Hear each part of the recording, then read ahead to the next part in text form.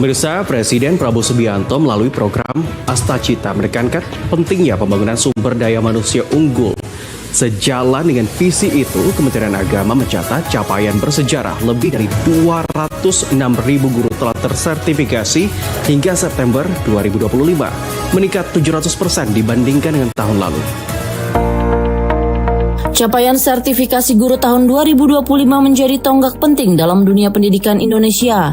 Kementerian Agama menegaskan hingga awal September ini tercatat lebih dari 206.000 guru telah berhasil disertifikasi.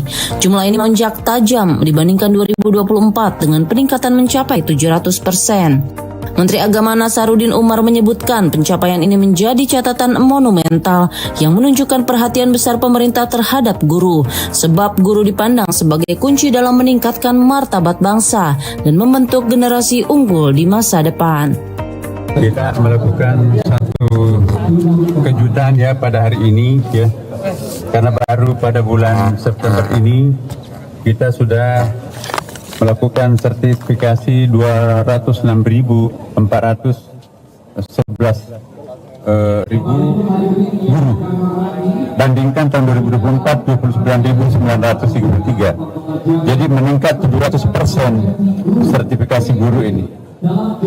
Nah, saya kira inilah sejarah yang paling monumental. Kita memberikan perhatian khusus kepada guru karena guru adalah kata kunci untuk meningkatkan martabat suatu bangsa, ya kan. Dan saya menghimbau kepada semua guru, guru-guru agama apapun, Islam, ya, Protestan, Katolik, Hindu, Buddha, dan Konghucu, jadilah teladan para guru. Ya, guru kita harapkan mentransformasikan anak-anak bangsa untuk lebih bermartabat, lebih maju, lebih kreatif, lebih produktif, sehingga menjadi bangsa yang disegani oleh seluruh bangsa-bangsa lain. Program sertifikasi guru yang berjalan masif ini juga selaras dengan Astacita Presiden Prabowo Subianto. Fokus utamanya adalah membangun sumber daya manusia unggul sekaligus mendukung Asta Protas Kemenak dalam menghadirkan pendidikan yang ramah, unggul, dan terintegrasi. Selain itu, Menteri Agama mengimbau para guru, baik guru umum maupun guru agama lintas keyakinan, untuk terus menjadi teladan. Peran guru diyakini sangat penting dalam membimbing anak bangsa agar lebih kreatif, produktif, dan berdaya saing di tengah persaingan global. Cakupan sertifikasi pun inklusif. Program ini didukung anggaran yang diperuntukkan bagi guru dari berbagai agama, meliputi Islam, Kristen, Katolik, Hindu, Buddha, dan Konghucu. Hal ini mencerminkan keberpihakan pemerintah pada pemerataan kualitas pendidikan bagi seluruh masyarakat Indonesia. Dengan langkah ini, pemerintah ingin memastikan kualitas pendidikan tidak hanya merata, tetapi juga selaras dengan semangat kebinekaan. Program sertifikasi guru yang dijalankan Kementerian Agama diharapkan mampu melahirkan sumber daya manusia berkualitas. Penguatan peran guru menjadi langkah strategis menuju kejayaan bangsa, sejalan dengan visi Presiden Prabowo untuk menjadikan pendidikan sebagai fondasi utama Indonesia maju.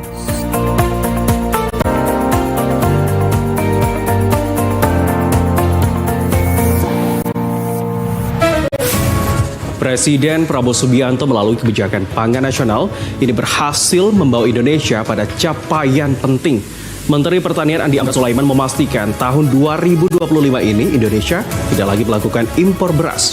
Bahkan dengan stok pangan nasional yang mencapai jutaan ton, Indonesia berpeluang masuk sebagai negara pengekspor beras.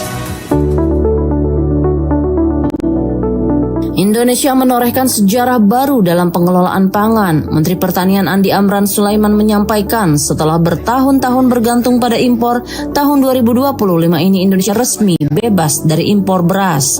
Catatan Kementerian Pertanian menunjukkan pada tahun 2023 Indonesia masih mendatangkan 3 juta ton beras dari luar negeri. Setahun kemudian jumlah itu naik hingga mendekati 4 juta ton. Selama 2 tahun terakhir total hampir 7 juta ton beras diimpor untuk memenuhi kebutuhan dalam negeri. Namun kondisi itu berubah. Tahun ini untuk pertama kalinya Indonesia tidak lagi melakukan impor beras. Ketersediaan beras nasional pun jauh lebih terjamin dengan stok yang mencapai 4 juta ton. Angka ini melonjak signifikan dibanding tahun sebelumnya yang hanya sekitar 1 juta ton. Tetapi yang terpenting adalah 2023 kita impor 3 juta ya Pak Rik. 2024 3,6. 2024 hampir 4 juta. Hampir 7 juta ton. 6 juta, 7 juta ton. 2 tahun. Tiba-tiba tahun ini tidak impor. Ini berkat gagasan besar Bapak Presiden dan kekompakan kita bekerja. Harus bangga. Tidak impor, stoknya banyak.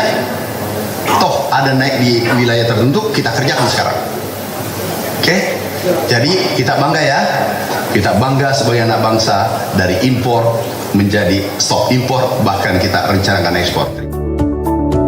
Keberhasilan ini menurut Menteri Pertanian tidak terlepas dari gagasan besar Presiden Prabowo Subianto, perbaikan sistem distribusi, pembangunan ekosistem pangan dari hulu hingga hilir, serta kerjasama lintas sektor menjadi faktor utama yang memastikan pasokan pangan nasional tetap terjaga. Dengan capaian ini, Indonesia kini tidak sekedar bebas dari ketergantungan impor, tetapi juga memiliki peluang untuk melangkah lebih jauh sebagai negara pengekspor beras. Langkah ini dipandang sebagai kebanggaan bangsa, sekaligus menandai lompatan besar dalam perjalanan ketahanan pangan Indonesia. Kementerian Pertanian menilai pencapaian ini bukan akhir, melainkan pijakan penting untuk memperkuat kemandirian pangan di masa depan. Dengan stok yang melimpah dan distribusi yang semakin baik, ketahanan pangan nasional diproyeksikan akan semakin kokoh menghadapi dinamika global.